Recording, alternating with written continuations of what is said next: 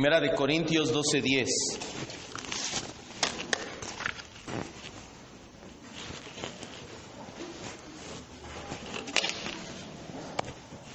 Estamos en el tema 22, ¿sí? Los dones del Espíritu Santo, parte 2. Hoy vamos a ver sanidades y milagros.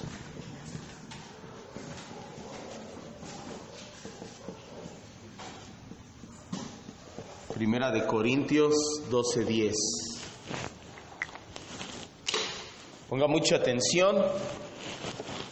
Algunas de las cosas que vamos a ver el día de hoy ya las vimos la clase pasada, solamente vamos a ahondar, a reafirmar, aunque no todas, la gran mayoría es conocimiento nuevo, por así decirlo, al menos nuevo para nosotros. Primera de Corintios 12:10 dice: a otro el hacer milagros, hasta ahí nada más.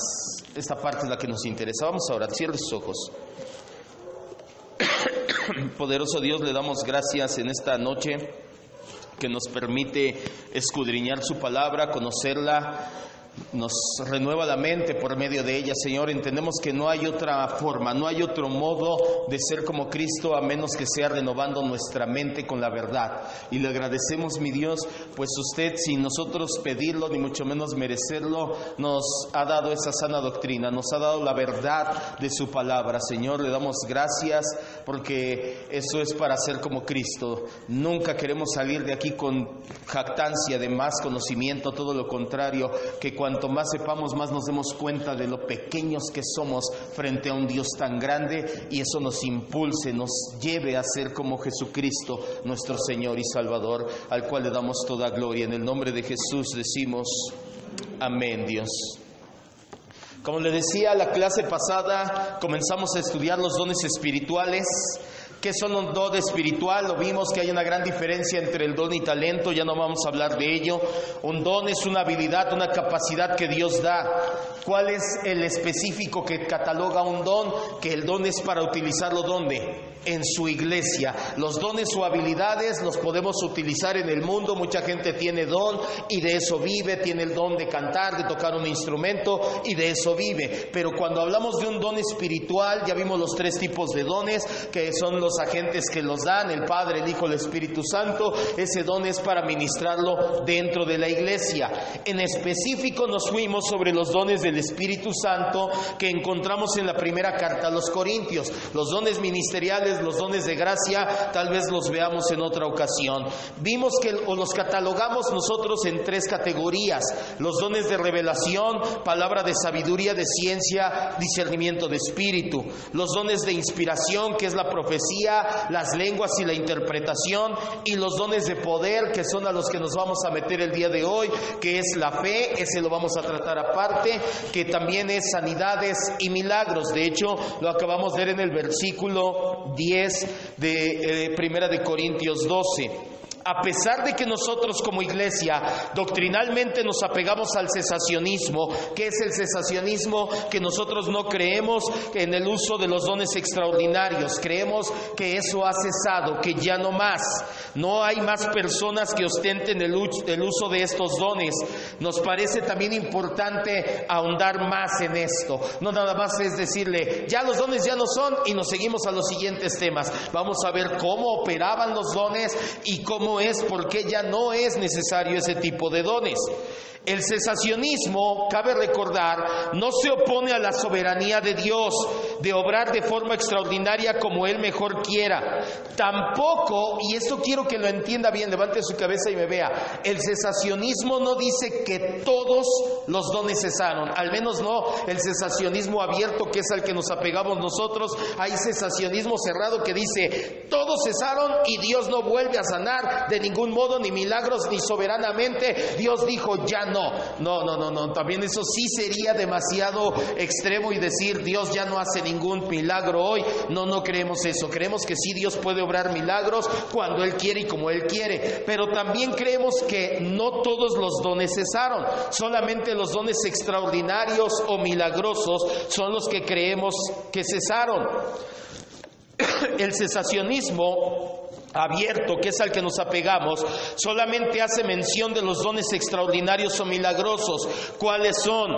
Profecía, diversos géneros de lenguas, interpretación de lenguas, sanidades y milagros. Creemos que esos 5 han cesado. Creemos que siguen en activo palabra de sabiduría, de ciencia, discernimiento de espíritus y fe. Los vamos a tratar cada uno por separado y vamos a ver cómo operan, y se dará cuenta, o al menos los que venimos del pentecostalismo, que no tiene nada que ver como la manejan la mayoría de los pentecostales ese tipo de dones. Algunos creen que el don de discernimiento de espíritus, por ejemplo, es que si tú ves a un endemoniado, dices, ese tiene 3 legiones y uno de espíritu de cigarro, y ya, creen que eso es el don de discernimiento de espíritus. Nada que ver. Cuando lo veamos más adelante se dará cuenta.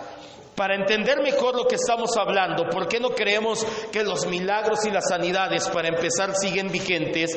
Es necesario que aclaremos el concepto de milagro.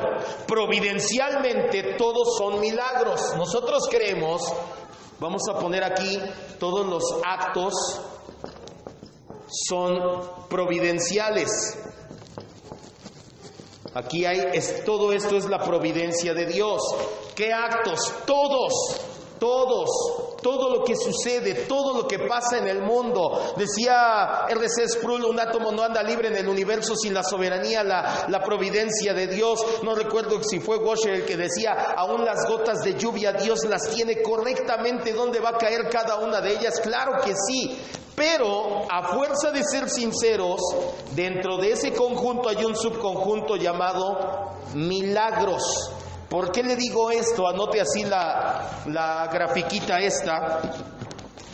Para entenderlo mejor, un milagro, tenemos que entender que es el concepto. Providencialmente todo lo que vivimos y vemos es un milagro. El aire que respiramos es un milagro. El sol que nos calienta, las personas que amamos. Ahorita escuchaba sus oraciones y mi hermanita decía, gracias porque abriste puertas y la persona pudo pasar y llegó y esto y lo otro. Sí, es parte de la providencia de Dios obrando, por así decirlo, un milagro. Pero técnicamente hablando, no es un milagro, es parte de la providencia. Si Dios controla todo, no estoy diciendo que no, pero vamos a ver cuál es la diferencia entre el milagro y la providencia.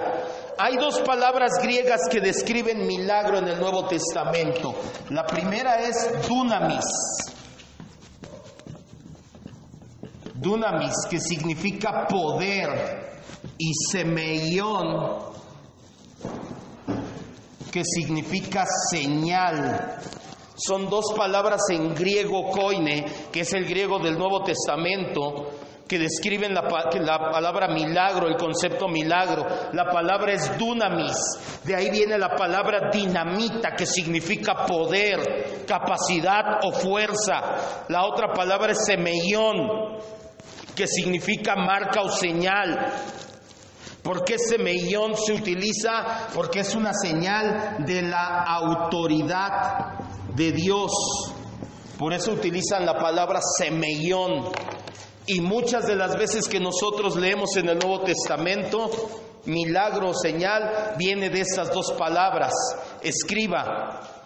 Un milagro, ¿cómo definimos milagro? Un milagro es un evento extraordinario. Un milagro es un evento extraordinario obrado por Dios y que no puede ser explicado por causas o medios naturales. Por eso le decía, todo acto viene de Dios, pero el milagro es un acto extraordinario que no se explica por medios naturales. Y acá todos, que tengamos vida, que tengamos aire, comer, etcétera, etcétera, la lluvia, etcétera, también son parte de la providencia de Dios. Dios controla todo. Nosotros creemos, basados en la Escritura, que Dios controla todo. Pero un milagro, más técnicamente hablando, es un evento extraordinario que se sale del orden natural, que Dios lo obra, Dios es quien lo manda, y que no lo puedes explicar por causas o medios naturales. Un ejemplo de un milagro que vemos en la Biblia, obviamente, es cuando Eliseo hace flotar un hacha. El hierro flota en el agua. Eso es algo extraordinario, demasiado. Ver la madera, sí, tú echas un palo al agua y flota, echas un pedazo de hierro y luego ¡pum!, para abajo, hasta abajo, y si es en el río y está con 1 metro de hondo que tenga, ya no sabes dónde cayó. ¿Y qué hizo Eliseo? Dios por medio de Eliseo hizo que el hierro flotara. ¿Eso se puede explicar por medios naturales? No hay forma de explicarlo. Pero los barcos flotan. La forma en que están diseñados los barcos los hace flotar. Yo quiero ver que alguien haga flotar un hacha de hierro así tal cual, un pedazo de hierro tal cual. No se puede explicar. Los milagros realizados mediante agentes humanos siempre tienen el propósito de refrendar el respaldo de las personas que Dios ha escogido. Ahora, quiero que entienda, hay 2 tipos de milagros: los que Dios obra y los que Dios obra por agentes humanos. Lo que Dios obra solo y los que Dios obra por agentes humanos. Y de hecho, eso nos va a servir más adelante. El hecho de que Dios haya hecho que se viniera un diluvio, ¿fue un milagro? Sí, jamás había llovido en la tierra y la manera en que llovió fue descomunal, fue un hecho extraordinario. Pregunta, ¿Dios utilizó a alguien para que se diera esa lluvia? ¿Una persona? No, absolutamente a nadie. Dios solito mandó la lluvia. Ahora, cuando Moisés abrió el mar de par en par, ¿a quién utilizó? Ya se lo dije, a Moisés. Ahora sí todos, a Moisés. A ver, ¿en dónde viene? ¿En qué capítulo de la Biblia viene? ¿En dónde? ¿En Éxodo qué? 14. Ya ver, esa no estaba tan fácil. Éxodo 14. Entonces ponga mucha atención. Los milagros los catalogamos en 2: cuando Dios actúa solo y cuando Dios tiene un agente llamado ser humano. Obra por medio del agente, no del agente, del agente llamado ser humano. Los milagros en la Escritura también se les llama señales o prodigios. Vamos a repartir citas. Empezamos con Yair, por favor, Éxodo 7:3. Después, Yesenia, por favor, Deuteronomio 6:22. Mi hermana Susana, por favor, Nehemías 9:10. Acá de este lado, ¿no? ¿Biblia? ¿Sí? Perfecto. Salmo 135:9. Leo, por favor, Jeremías 32:21. Acá de este lado, mi hermana Carmen, por favor, Daniel 6:27. Omar, Juan 4:48. Mario, Hechos 2:43. Mi esposa, por favor, Anabel, Romanos 15:19. ¿Sí traen Biblia? ¿Sí va? Perfecto. Segunda de Corintios 12:12. Y yo leo Hebreos 2:4. Le voy repitiendo la cita para los que están apuntando. Poco a poquito las vamos leyendo. La primera, Éxodo 7:3. Fuerte.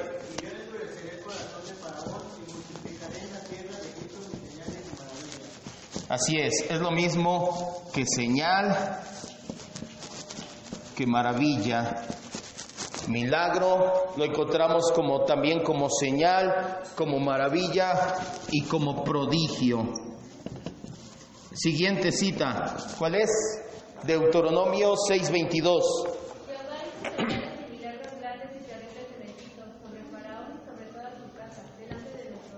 Así es. Nuevamente Moisés dice: Jehová hizo señales y milagros. Nehemías 9:10.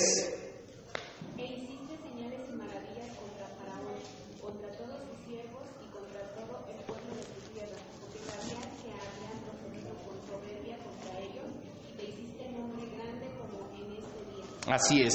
Salmo 135:9. Y envió señales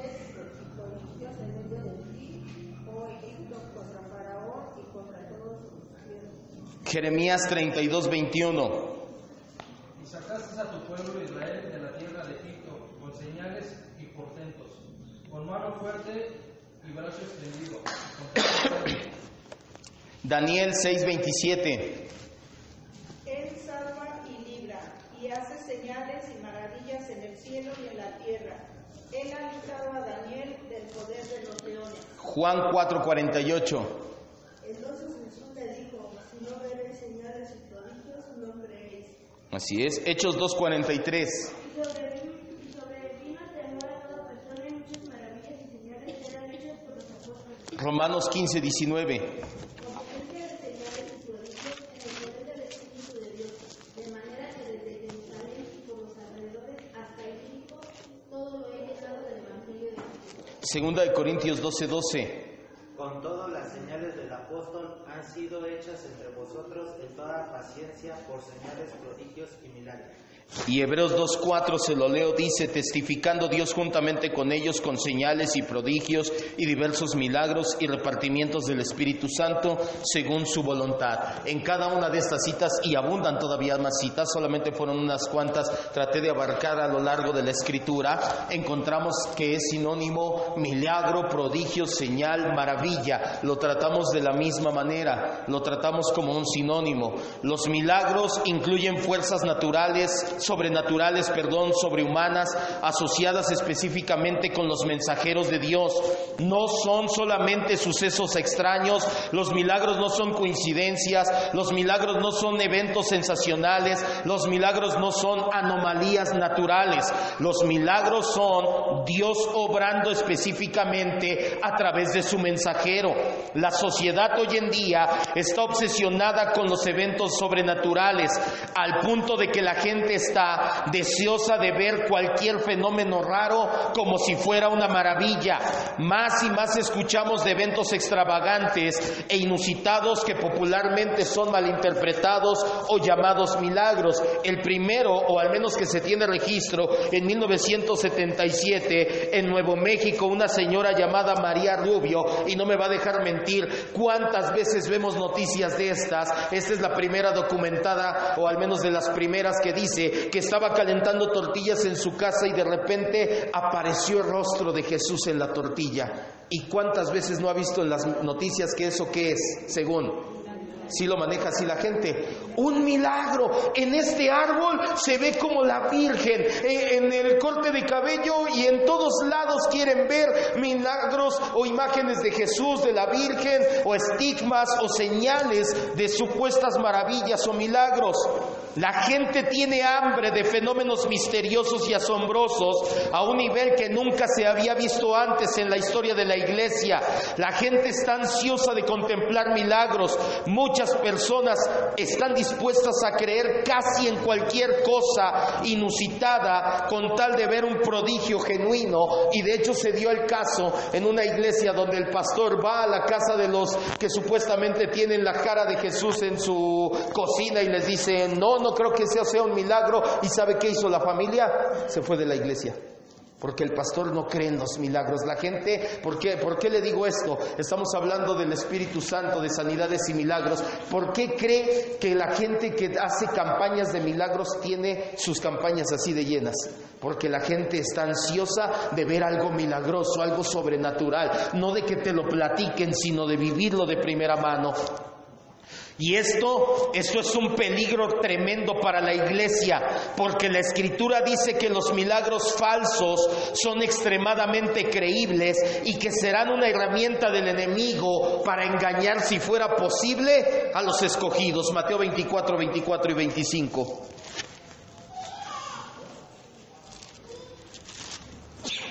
Mateo 24, 24.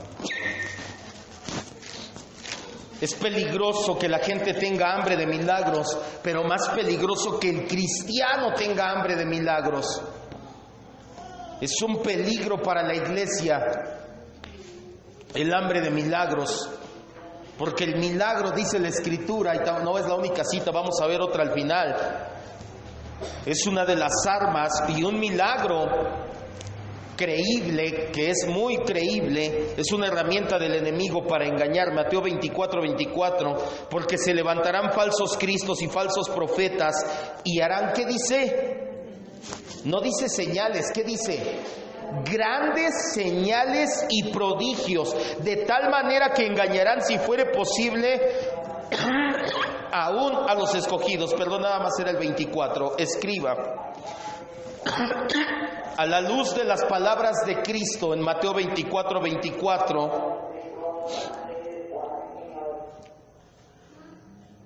a la luz de las palabras de Cristo en Mateo 24:24, comprendemos que algo de escepticismo es sano para los cristianos. Vaya, no se crea todo, no se crea todo. Siempre sea escéptico de preferencia, siempre sea escéptico, porque Jesús lo acaba de decir, lo acabamos de leer, bueno, lo acaba de decir hace 2000 años, lo acabamos de leer ahorita. Jesús dice: se levantarán falsos cristos, falsos profetas, y no harán milagros y prodigios, harán grandes milagros y prodigios. Entonces, siempre seamos escépticos a lo que nos digan que supuestamente es un milagro. Ahora, ¿somos totalmente escépticos? No. ¿No creemos que Dios tenga ya poder? O como diría C.S. Lewis, ¿somos naturalistas? La gente naturalista todo le achaca a la naturaleza. Es que la naturaleza hizo esto, la naturaleza hizo lo otro, lo aquello.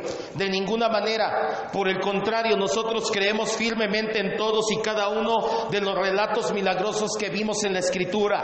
Creemos firmemente, por ejemplo, que Moisés y el pueblo de Israel pasaron por en medio del Mar Rojo sin mojarse los pies. Creemos que Elías resucitó al muchacho de la viuda. Creemos que Eliseo hizo flotar el hacha de hierro. Creemos todos y cada uno de los milagros de Jesús en los evangelios. Creemos los milagros que encontramos en el libro de Hechos, y creemos que Dios puede obrar milagros en la actualidad de manera soberana para su gloria y majestad, porque su poder no ha disminuido ni siquiera un poco. Y escriba: y sobre todo creemos en el milagro más grande de todos, la salvación,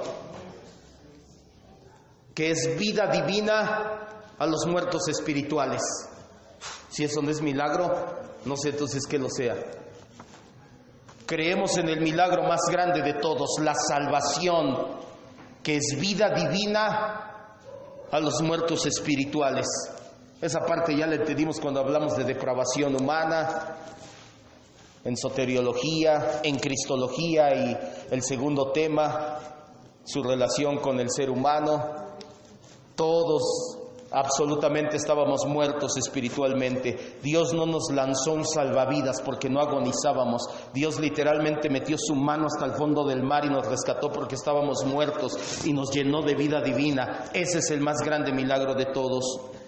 Lo que no creemos es que Dios sigue utilizando agentes humanos. Vaya, nosotros seguimos creyendo en este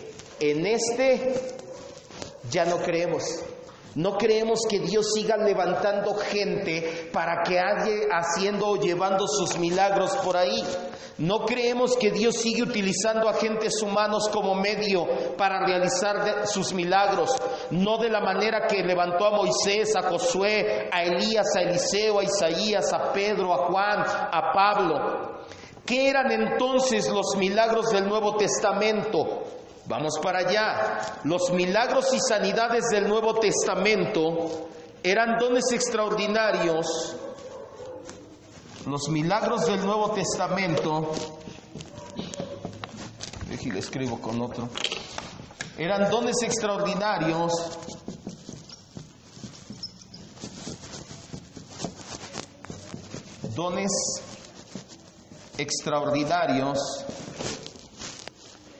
que sirvieron de señal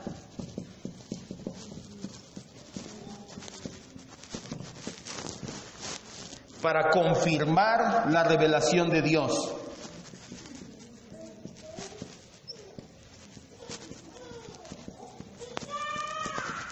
¿Qué son los milagros en el Nuevo Testamento? Pastor, pero el Nuevo Testamento está lleno de milagros. Tú lo acabas de decir. El Nuevo Testamento hace 2000 años, por un periodo más o menos de 100 años, se dieron muchos milagros, muchos de ellos extraordinarios, sobre todo los que obró Jesucristo. Pero fueron un evento extraordinario que sirvió de señal para confirmar que Dios se estaba revelando al ser humano. Los milagros, incluidos las sanidades, por eso estamos hablando de milagros y sanidades, lo metemos dentro de Por ejemplo, cuando Jesús hizo caminar a un paralítico, si se acuerda cuando vimos Juan 5, o cuando Jesús, un joven que había nacido ciego, ¿qué hizo? Le untó barro en los ojos, le dijo, ven, lávate a Siloé, en Juan 9, ¿y qué pasó con este hombre? Milagrosamente recibió la vista. Por eso es que uno lo metemos dentro de otro. Si creemos, o los milagros que incluían sanidad y curaciones hechas por hombres con el don de sanidad milagrosas, de modo que en sentido los dones coinciden. El gran obrador de milagros es Jesucristo mismo. Jesucristo básicamente hizo los 3 tipos de milagros. Hay 3 tipos de milagros y los hizo Jesucristo. Milagros de sanidad, milagro de echar fuera demonios y milagros sobre la naturaleza. Hay 3 tipos de milagros. Jesús hizo los 3 tipos de milagros. De sanidad, incluyendo levantar un muerto, que es la gran sanidad final. Echar fuera demonios, y a menudo iba junto con la sanidad, sacaba un demonio y la persona quedaba sana, que no podía hablar, ya podía hablar o ya podía ver. Y milagros en la naturaleza, ¿cuál? Multiplicó panes, multiplicó peces, caminó sobre el agua, le dijo al mar, cálmate, y se calmó la tempestad. Pero una vez que la obra de Cristo fue terminada, los apóstoles tuvieron la tarea de proclamar y registrar el mensaje en la Escritura. Para validar su trabajo, Dios les dio la capacidad de hacer milagros, sanidades y echar fuera demonios.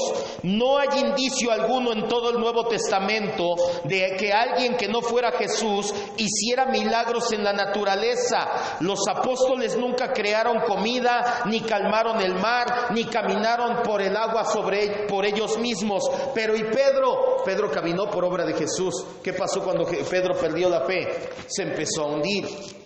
Así pues, los milagros apostólicos están limitados a sanar y echar fuera demonios. Las personas que dicen hoy en día poder hacer milagros de naturaleza, más allá de sanar y echar fuera demonios, no tienen precedente bíblico. Además, no tienen armonía con el propósito de los milagros en la Escritura. Y sin embargo, aún así, a pesar de la evidencia bíblica, hay personas que reclaman y dicen que hacen milagros en el nombre del Señor y por el poder del Espíritu Santo. Yo no sé si usted conoce a un charlatán llamado Diony Weiss. ¿No lo ha visto a Diony Weiss? Que es el que dice que puede convertir el agua en vino, de hecho creo que lo vimos aquí hace como año y medio. Ahí búsquelo después en su casa. Quiere perder 10 minutos de su tiempo, bueno, ya ahí tírelos a la basura. Diony Weiss toma una botella con agua y toma otra botella y las junta y milagro, convertí el agua en vino. La Biblia nos dice que los apóstoles hicieron milagros de echar fuera demonios y de sanar personas, y nada más. No dice que hicieran milagros sobre la naturaleza. Sin embargo, hoy vemos que dicen que pueden convertir el agua en vino, que pueden multiplicar dinero en tu cuenta bancaria, que pueden resucitar a las personas, que pueden parar gente de su silla de ruedas. El punto es que ninguno ha podido dar pruebas médicas fehacientes e irrefutables de sus supuestos milagros. Estos no se comparan en nada, por ejemplo, con la majestuosa obra de resurrección que hizo Jesús con Lázaro. La verdad es que los que alegan milagros hoy en día no pueden comprobarlos, a diferencia de los milagros en el Nuevo Testamento, que eran usualmente hechos con multitud de incrédulos. Los milagros hoy en día normalmente suceden o en privado o en reuniones donde hay puro cristiano. ¿Qué hacían Jesús y los apóstoles? Donde había puro incrédulo, allí iban y hacían el milagro. Hoy en día te lo hicieron en privado o lo hacen en reunión de puros cristianos. Los tipos de milagros reclamados tampoco son en nada como en el Nuevo Testamento. Jesús y los apóstoles sanaban instantánea y completamente a la gente. Gente que nació ciega o paralítico de años, hombres con manos secas, todos milagros indiscutibles. Ni siquiera los enemigos de Jesús desafiaban la realidad de sus milagros. Es más, ¿qué hicieron cuando vieron el milagro de milagros de Lázaro? ¿Qué dijeron? Hay que matarlo. No lo podemos parar. No, es evidente que resucitó Lázaro. Yo fui al funeral, llevaba 4 días en el funeral. Si nosotros no paramos y matamos a ese hombre, la nación se nos va a voltear. O sea, no decían, es que no resucitó, es que a lo mejor estaba enfermito, y no podían pararlo. Y no dudaban sus enemigos. Más aún, los milagros del Nuevo Testamento eran inmediatos, completos y permanentes. Nuestro Señor y sus discípulos nunca hicieron un milagro lento o incompleto. En cambio, la mayoría de los milagros modernos casi siempre son parciales, graduales o temporales. Ay, el Señor ya me sanó, pasan 3 días y ay, es que como me faltó fe, me volví a enfermar. ¿Dónde están sus milagros? El Señor no hacía los milagros así. Los únicos milagros instantáneos que llegan a realizar estos charlatanes casi siempre son de enfermedades psicosomáticas. Vaya, es que me duele mucho la espalda, y como la mente controla el cuerpo, ciertas áreas te alebrestan, te hacen levantar tu ánimo tanto que sales sin dolor de espalda. Eso es nada en comparación con los milagros que hacía nuestro Señor. ¿Cuándo y por qué Dios usa milagros entonces? Ahorita vamos a llegar, creo que se está dando cuenta que por qué no creemos en los milagros hoy en día, porque todos son charlatanerías en comparación con los milagros del Nuevo Testamento de Jesús y los apóstoles. ¿Cuándo y por qué hacía Dios milagros? ¿Cuándo y por qué usa Dios milagros? Saber esto a la perfección va a evitar que caigamos en el descontrol total que se vive en la actualidad. Pues si bien hay gente que tiene buenas intenciones, yo no lo dudo que hay gente que hace su noche de milagros con buenas intenciones, pero eso y nada es lo mismo. No dejan de ser un daño para sí mismo y para la gente que lideran. La mayoría de los milagros bíblicos ocurrió en 3 etapas. Los milagros en la Biblia vienen en 3 etapas. La primera, los días de Moisés y Josué. La segunda, en el ministerio de Elías y Eliseo. Y la tercera, en la época de Cristo y los apóstoles. Cuando se dio en estos días fue cuando se inició el Pentateuco y algunos libros históricos. Cuando se dio estos días se abrió el periodo profético. A partir de aquí los profetas empezaron a hablar, y cuando se dio esto se empezó a escribir el Nuevo Testamento. Espero que ya se esté dando cuenta hacia dónde estamos yendo. Ninguno de estos periodos, ni el tiempo de Moisés y Josué, ni el tiempo de Elías y Eliseo, ni el tiempo del Nuevo Testamento, ninguno de esos 3 periodos duró más de 100 años. Y a pesar de que había milagros hechos por ellos, no era común que todo mundo hiciera milagros. Tú lees Pentateuco y sí, Moisés, Josué nada más oró y se detuvo el sol casi un día. Pero no dice que también Amalek y que todos sus allegados y todos decían, sí, ora esto, ora lo otro. ¿Quién lo hacía? Josué, Moisés. Y párale de contar, no era que todo mundo hacía milagros. En la época de Elías y Eliseo, ya vimos, hacen flotar un hacha, levantan a un muerto, pero no dice que todos levantaban muertos. La Biblia no dice que todos levantaban muertos. Al igual en el tiempo de Cristo y los apóstoles, no dice que todo mundo hacía milagros, solamente eran ellos. A pesar de que era un tiempo de milagros, no era común que todo mundo hiciera milagros. Los milagros en sí eran hechos por los enviados directamente por Dios, Moisés, Josué, Elías, etcétera. Fueron en estos tres intervalos los milagros bíblicos. Fuera de estos tres intervalos, usted lea fuera de estos tres intervalos y no va a encontrar casi milagros en la Biblia. Ya encuentra muy poquitos. Ya nada más se encuentra milagros obrados por Dios. Pero ya no ve que se levante un hombre como Elías o como Josué o como Moisés a obrar milagros. La realidad es que aunque hubo 3 eras de milagros, las 2 primeras no se comparan a la tercera. La era de Cristo y los apóstoles fue única.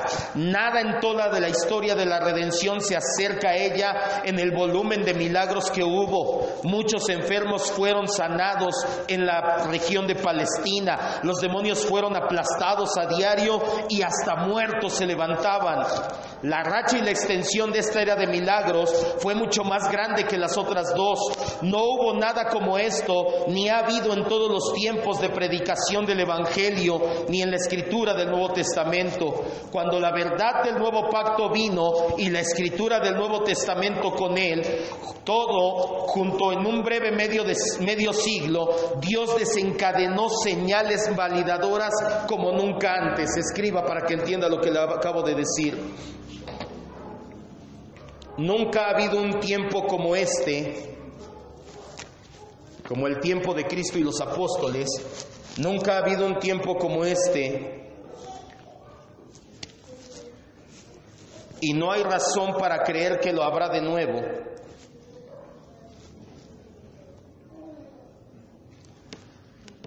Pues eran señales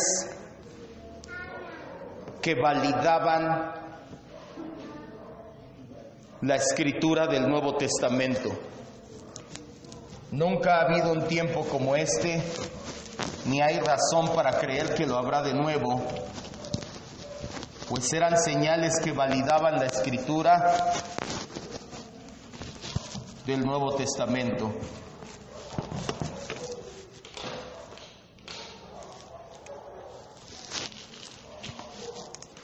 Hay 3 características de los milagros en la Escritura y nos van a ayudar a entender por qué Dios obraba así.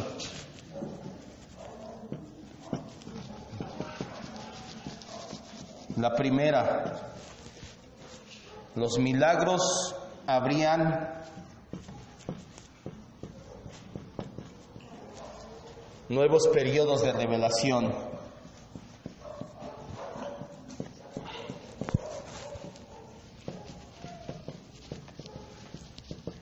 Revelación lo vamos a equiparar aquí con la escritura. Segundo, los milagros validaban los mensajeros de la nueva revelación.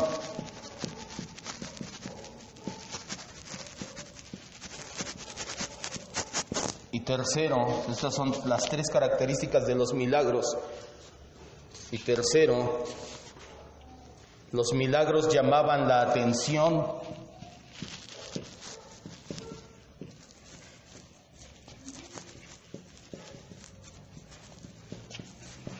hacia la nueva revelación.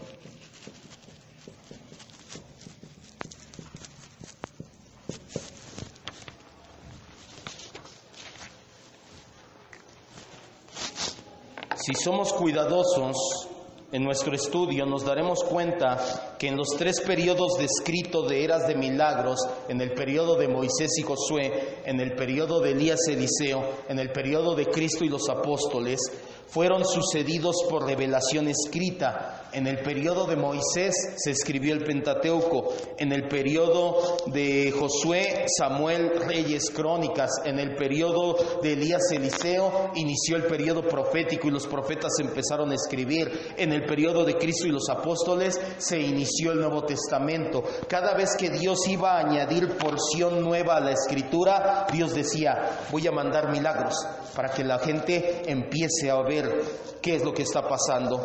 Lo segundo, validaban a sus mensajeros.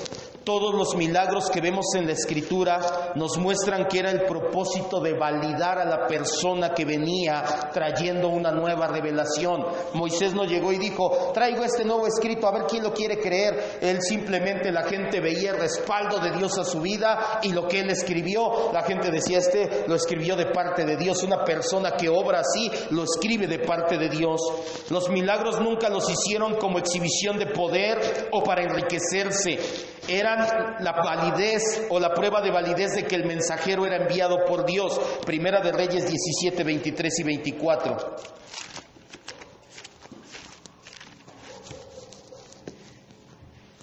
Por eso es que no creemos que haya más era de milagros, porque el canon ya se cerró.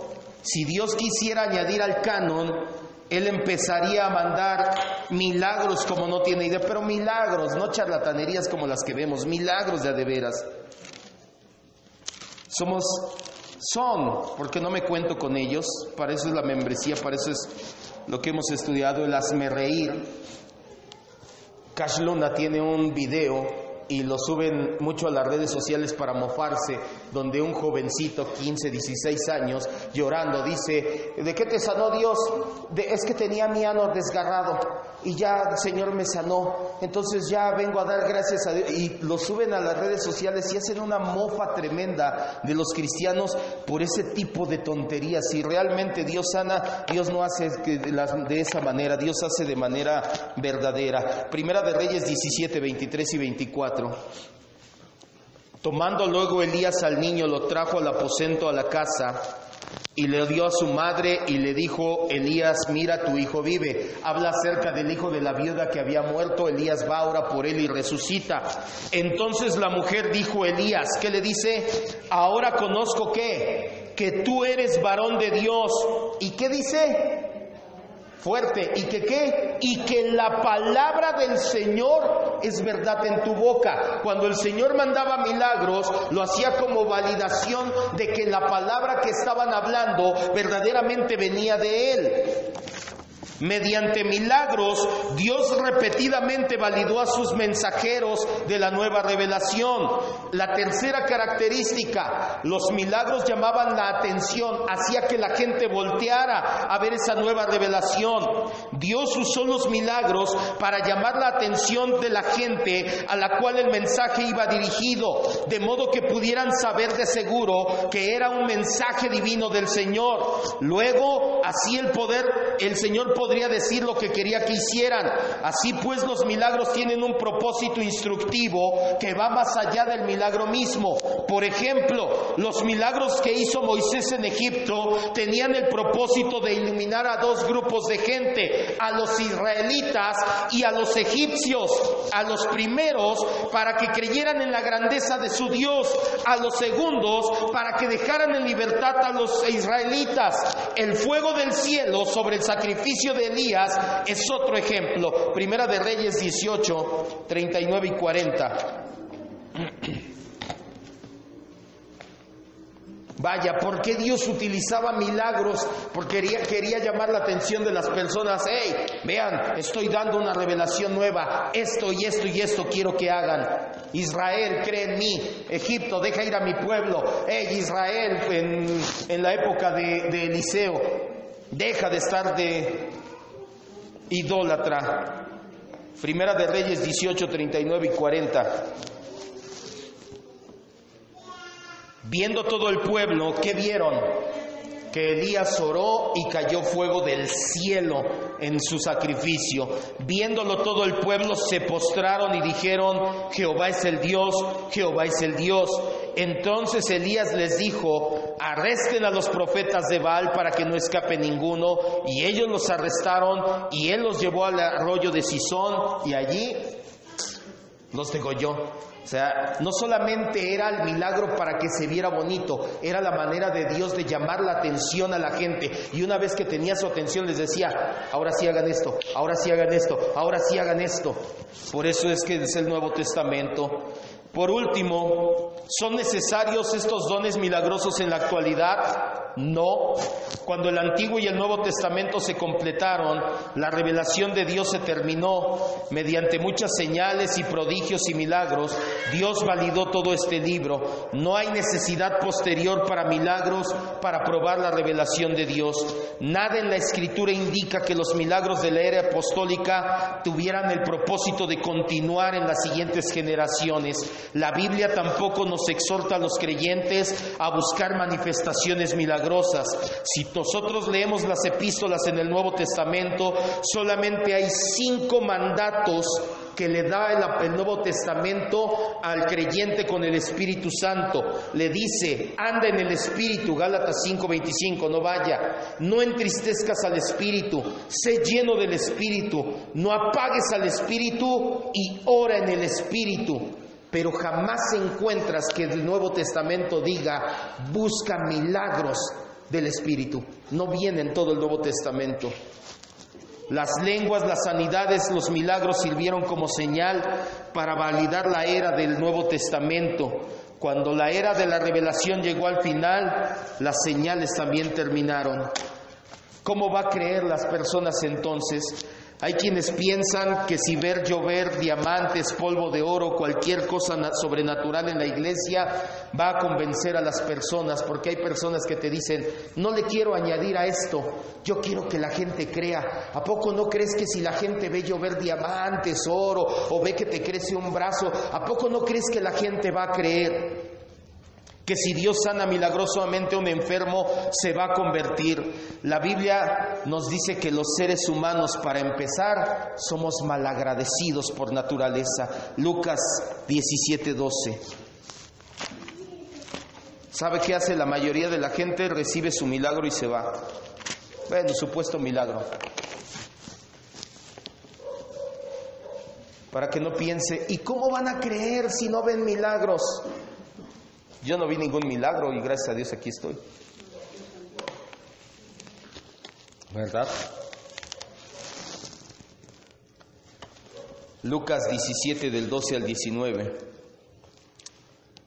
Y al entrar en una aldea le salieron al encuentro a Jesús 10 leprosos, los cuales se pararon de lejos y alzaron la voz diciendo, Jesús, Maestro, ten misericordia de nosotros. Cuando Jesús los vio, les dijo, vayan, muéstrense al sacerdote. Y aconteció que mientras iban fueron limpiados. Entonces uno de ellos, viendo que había sido sanado, volvió glorificando a Dios a gran voz, se postró con su rostro en tierra a los pies de Jesús, le dio gracias. El que se postró era samaritano. Respondiendo Jesús dijo, ¿no son 10 los que fueron limpiados? ¿Y los 9 dónde están? No hubo quien volviese y diese gloria a Dios, sino solo este extranjero. Y le dijo, levántate, vete, tu fe te ha salvado. Si somos cuidadosos, nos daremos cuenta que el ser humano es malagradecido. ¿Pero qué acaso las personas que hacen milagros y señales hoy en día no quiere decir que son respaldados por Dios? Como ya lo entendimos, anteriormente así era. En la actualidad no necesariamente es así. Por el contrario, Judas hizo milagros, señales y prodigios, sanó personas y al igual que los otros 11, y Judas está en el infierno. Vamos a 2 citas para terminar. Éxodo 7:22 y Tesalonicenses, 2 Tesalonicenses 2:9.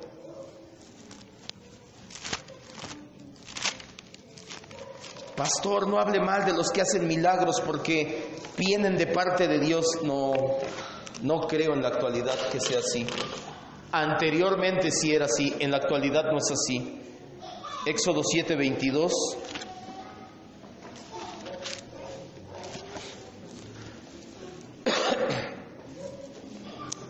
¿Ya lo tenemos?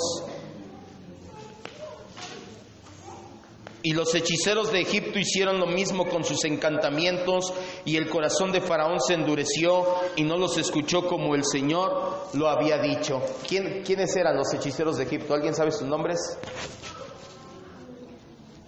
¿A poco no lo sabe? Janes y Jambres vienen en el Nuevo Testamento.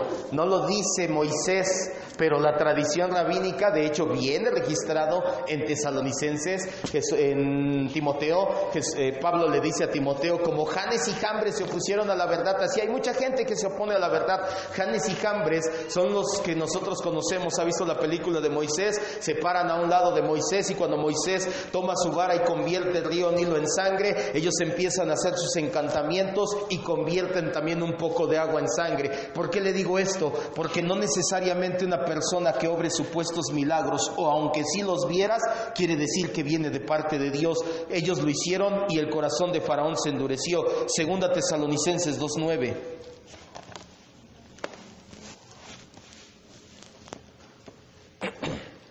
¿Por qué estamos viendo esto?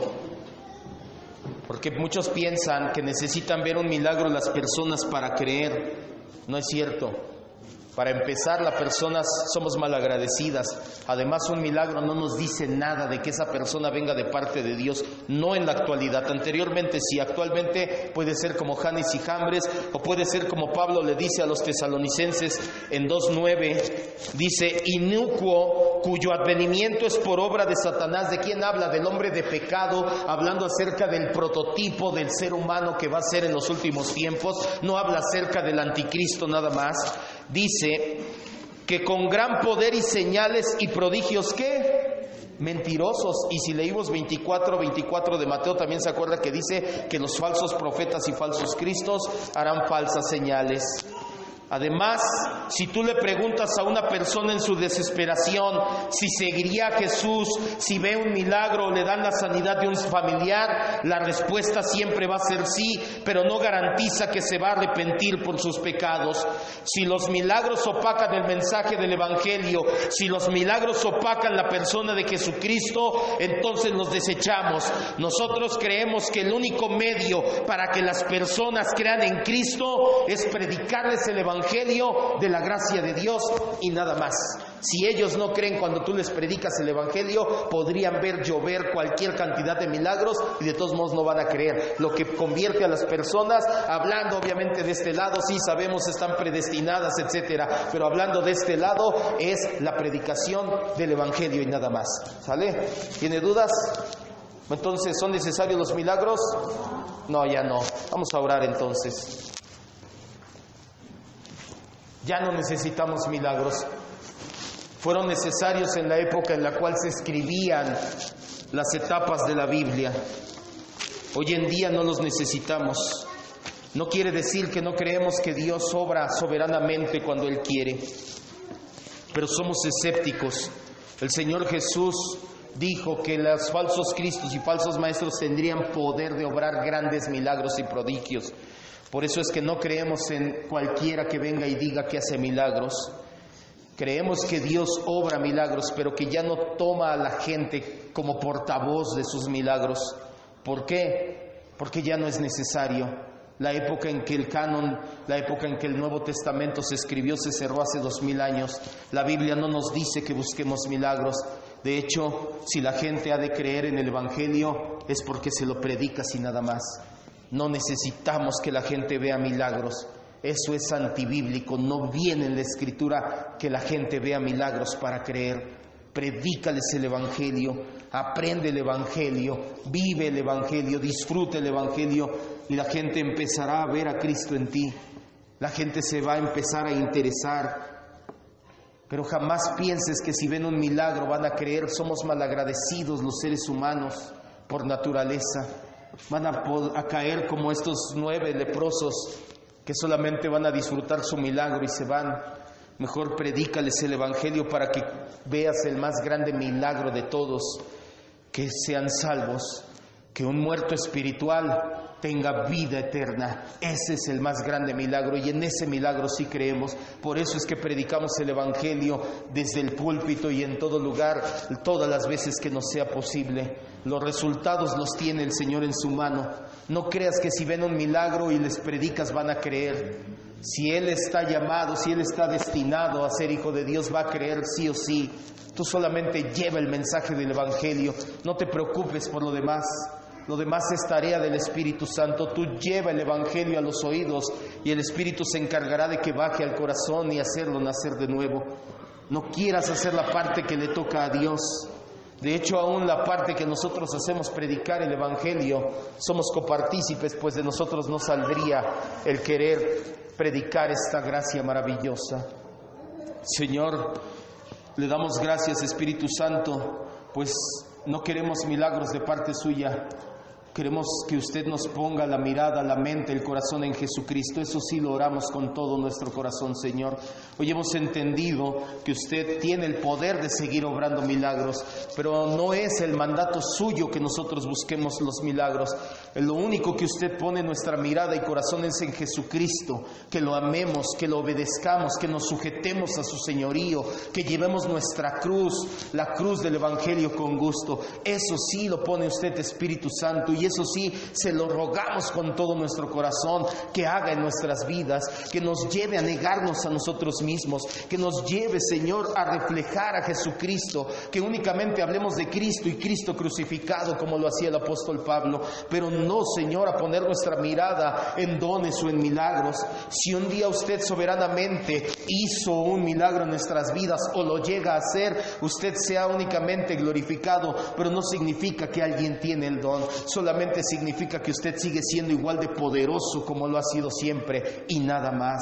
Le damos gracias, Señor, pues una vez más recordamos que no porque algunas personas sí crean en milagros quiere decir que nosotros los vamos a tratar mal o a menospreciar. Al contrario, oramos por todos ellos que están engañados, Señor, tal cual muchos de nosotros estuvimos algún tiempo buscando milagros desesperadamente.